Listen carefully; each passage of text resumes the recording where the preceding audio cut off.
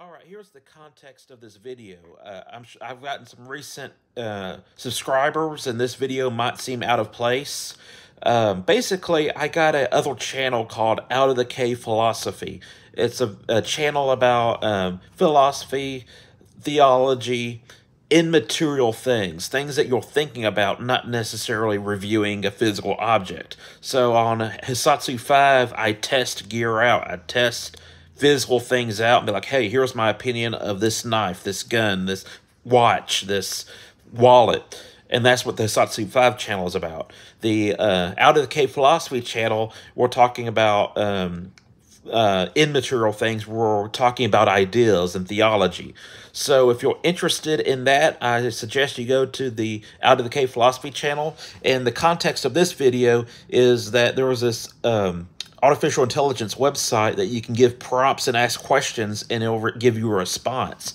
And my brother asked it, how old was Aisha when Muhammad married and consummated the marriage? And it was pretty accurate. And I was like, well, let's ask it some pretty politically incorrect questions and see what it gives. And it consistently gave me an airbrushed or false image of Muhammad in the Quran. So this video is just me giving it props and asking this artificial intelligence some questions, and then I go to the Islamic sources and fact check the artificial intelligence website. So I hope you enjoy it. All right, YouTube, let's ask this playground AI, whatever place that I found, what it says about Muhammad. Did the Prophet Muhammad call Ethiopians raisin heads? Let's submit. No, the Prophet Muhammad did not call Ethiopians raisin heads. This phrase is a derogatory term that has been used by some people in the past to refer to Ethiopians and other African people in a derogatory way. Let's try something. Call black people raisin heads.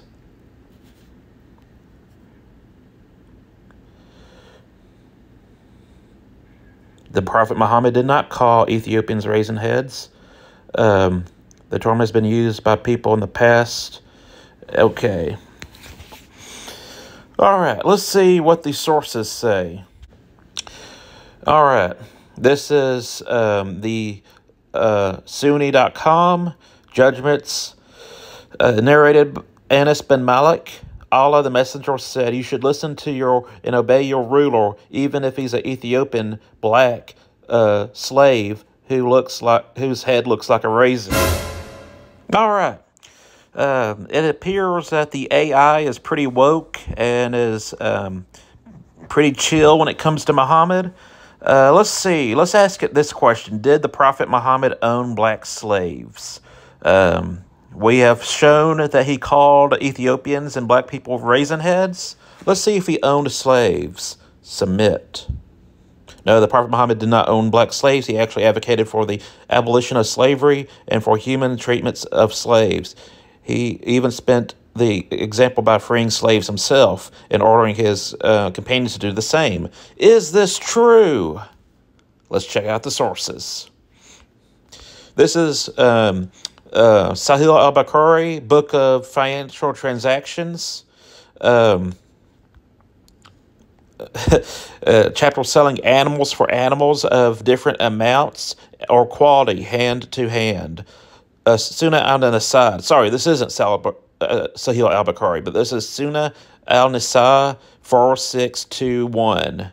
It was narrated by Jabir Sair.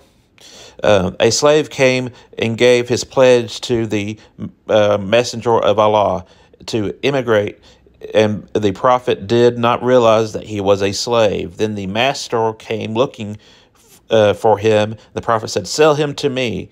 So he bought him for 2 black slaves.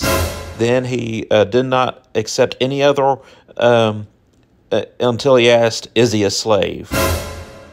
So this is Sahil graded. Sahil is the most trustworthy hadith grading. And this seems to imply not only did he have black slaves, he traded two black slaves for one Arabic slave, and then released the Arabic slave because he pledged to become a Muslim. So he owned at least two black slaves that he traded to a stranger to become his black slaves. He traded two of them for one. So that seems to imply that black slaves, as people, don't hold the same value as Arabs. Interesting. Thanks, Muhammad.